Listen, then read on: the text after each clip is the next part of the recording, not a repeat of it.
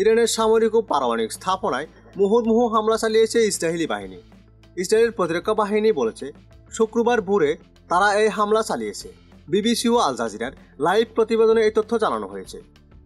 ইসরায়েলের প্রধানমন্ত্রী Benjamin Netanyahu ইরানে হামলার তথ্য নিশ্চিত করেছেন, তবে বলেছেন এই অভিযান রাইজিং লায়নের অংশ। তিনি বলেন, ইরান ইসরায়েলের অস্বস্তির হুমকি হয়ে দাঁড়িয়েছে।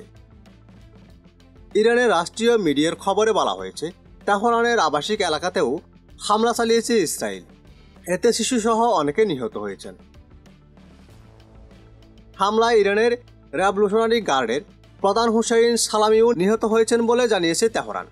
এছাড়া ইসরায়েলি হামলায় ইরানের 2 জন সিনিয়র পারমাণবিক বিজ্ঞানী নিহত হয়েছে বলে ইসরায়েলের রাষ্ট্রীয় টিভির খবরে বলা হয়েছে।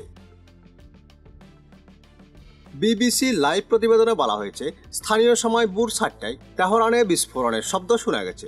এরপরে ইসরায়েলের প্রতিরক্ষা মন্ত্রী ইরানে হামলার তথ্য নিশ্চিত করে এবং ইসরায়েল জুড়ে জরুরি অবস্থা জারি করে।